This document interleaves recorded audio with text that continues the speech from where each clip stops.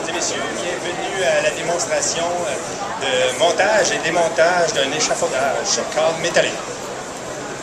Alors, j'aimerais me présenter tout d'abord. Louis Berville, ingénieur, inspecteur à la CSST, expert chute d'autant. Mes deux collègues qui vont assister et qui vont faire le montage, M. Patrice et M. Dominique, de Aluma System.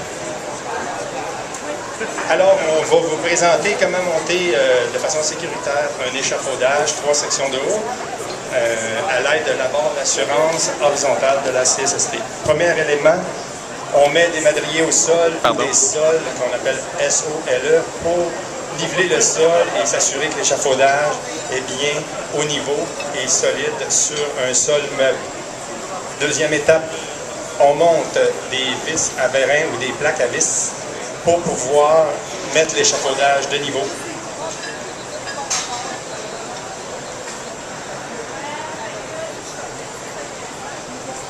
En passant, chaque jour, 2 travailleurs se blessent en tombant, les travailleurs de la construction. Et puis chaque année, 10 travailleurs de la construction sont coincés dans une tranchée ou écrasés sous un échafaudage. Des travailleurs donc qui sont des charpentiers menuisiers, qui sont des maçons et des manœuvres.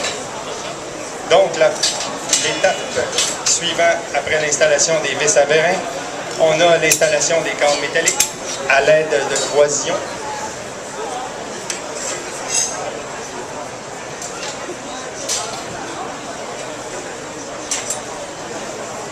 Si jamais vous avez des questions, gênez-vous pas, levez la main, je vais essayer d'y répondre si je vous vois le plus vite possible. Et puis en même temps, ça va être d'information générale pour tout le monde. Normalement, l'échafaudage sur câble métallique qu'on a ici, c'est des 1,5 m par 1,5 m carré et c'est donc sur câble métallique.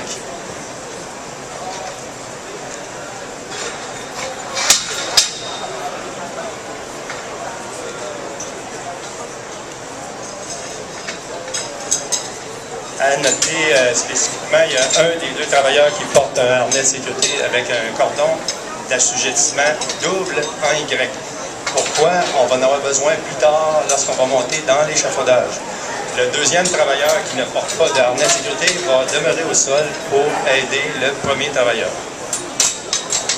On fait présentement l'installation des barrures verticales appelées bananes ou bananes à clip, pour pouvoir relier les sections d'échafaudage verticales entre elles. On procède au nivellement de cadres métalliques de chaque côté pour être sûr que l'échafaudage est d'aplomb. Il faut vraiment que l'échafaudage soit parfaitement au niveau pour assurer la stabilité de l'installation.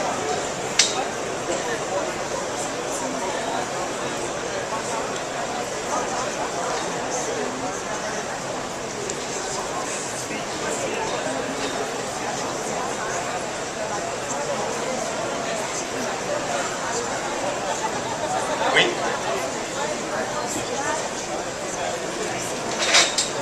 Bonne question.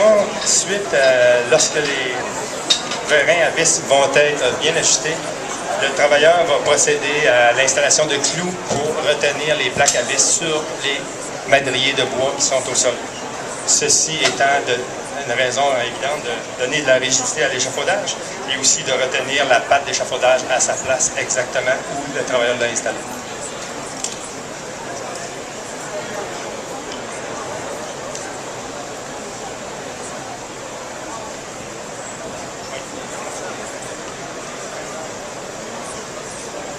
Donc, tel que demandé la question, les travailleurs procèdent à l'installation de clous. Merci beaucoup pour la question.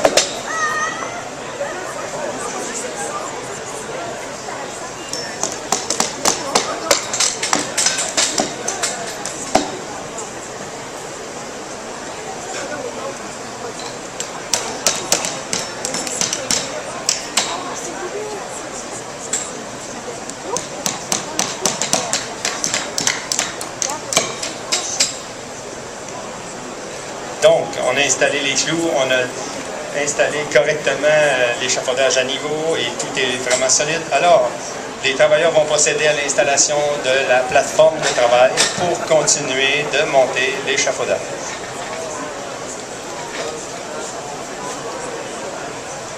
Il y a un standard des madriers, oui, selon le code de sécurité pour les travaux de construction. Les madriers, c'est des 2 par 10, 2 pouces par 10 pouces en moyenne. Et il faut qu'ils soient certifiés CSA ou conformes à la norme. Et ils sont prévus à l'article 398 du code de sécurité pour les travaux de construction. Il faut qu'ils soient bien inspectés, propres et sans bris avant de pouvoir être utilisés. Donc, on monte la deuxième section d'échafaudage. On commence par un quart le deuxième quart de l'autre côté.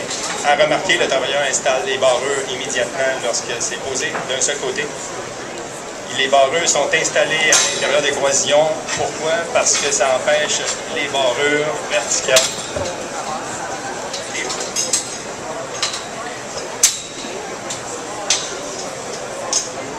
Ça empêche les barreurs verticales de sortir de l'échafaudage. Ils sont bien installés à l'intérieur donc des croisillons et du montage.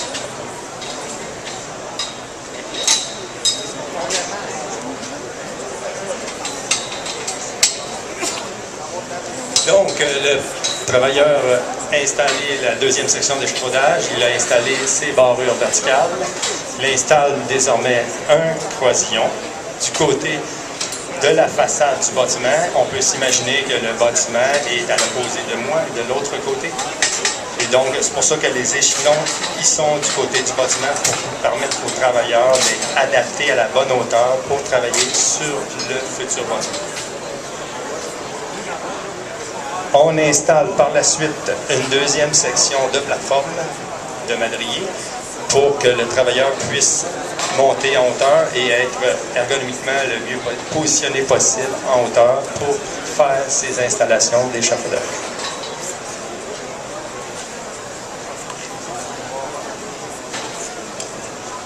On installe toujours 2 sections de madrier pour faire une plateforme minimum de 470 mm. Comme vous avez remarqué, il a mis les 4 barreurs dans les 4 points de façon à fixer les 2 sections d'échafaudage verticales pour empêcher tout désengagement accidentel. Il installe le prochain croisillon pour rendre rigide la deuxième structure, la deuxième section d'échafaudage en hauteur.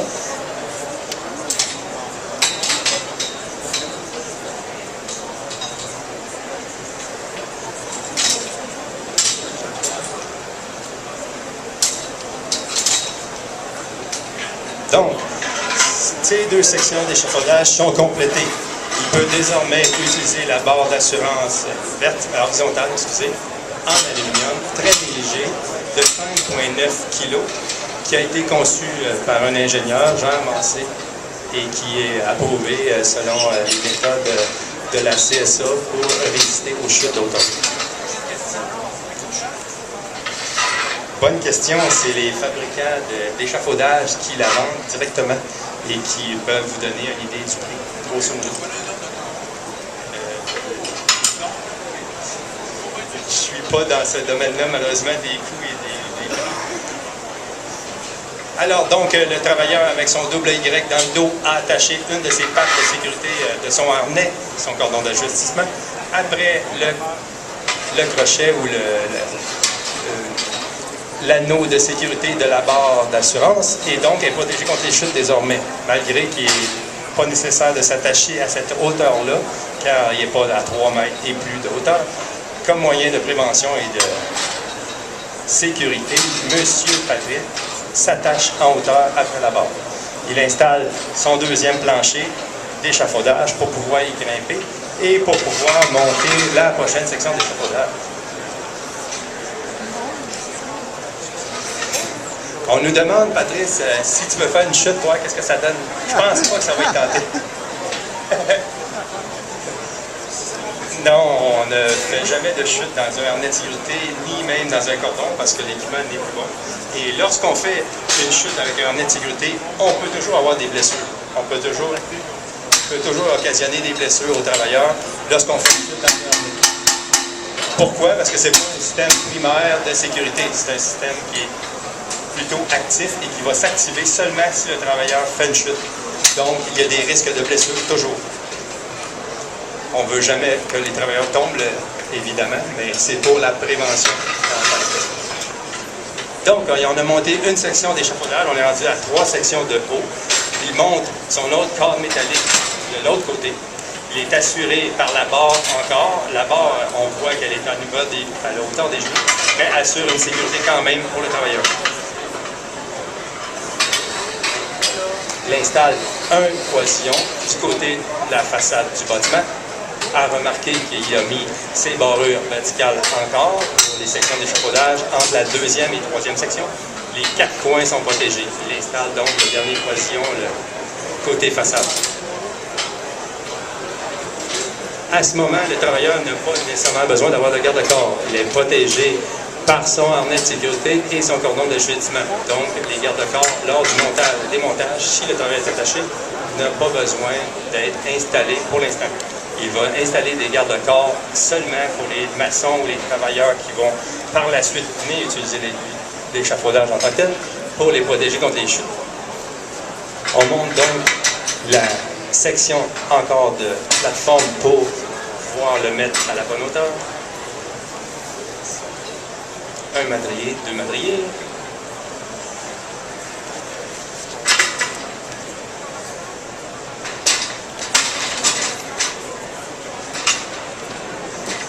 À partir de ce moment, M. Patrice peut monter la barre d'assurance. Il peut s'attacher au cadre, un des cadres d'extrémité, comme il le fait avec une de ses pattes de son cordon. Il peut défaire le deuxième cordon qui est après la barre, le mettre sur son harnais et déplacer la barre en hauteur pour continuer l'opération d'échafaudage et de montage de l'échafaudage. Rappelons qu'on peut monter ainsi de suite l'échafaudage à la hauteur que l'on veut. Bien entendu, on peut monter 5, 6, 7, 8 sections. Il n'y a pas de problème avec la méthode qu'on vient de vous proposer. Et présentement, on ne peut pas monter plus haut ici car la base de l'échafaudage n'est pas assez large pour la sécurité du travailleur. Si on veut monter plus haut, il faudrait élargir les stabilisateurs, la base de l'échafaudage, de façon à ce que la plus petite base de l'échafaudage soit plus que 3 fois la hauteur permise. Donc, pour un échafaudage présentement de 1,5 m de large, on peut monter seulement 4,5 m de haut. Là, présentement, il est à moins de 4,5 m, donc il n'y a pas de problème. Donc, il peut désormais installer son deuxième cordon après la barre et peut continuer le montage de son échafaudage en installant le dernier poisillon. Il installe ses verrous verticaux, ses barreaux verticales. Il est toujours attaché par la barre de sécurité et là peut grimper sur la prochaine section. Et donc la barre est à la hauteur plus haut que ses hanches en tant que tel, donc il est protégé contre les chutes encore.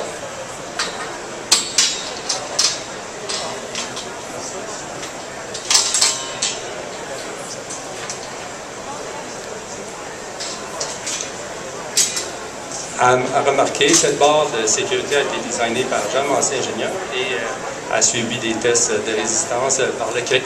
Et donc, on a complété complètement notre échafaudage et en toute sécurité. Donc, merci beaucoup. Félicitations, Patrice, et félicitations, Dominique.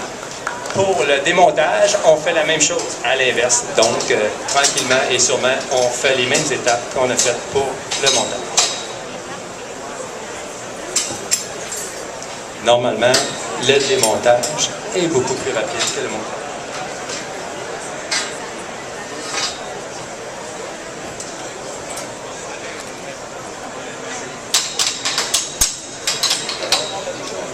Si vous avez des questions, gênez pas, je suis là pour vous.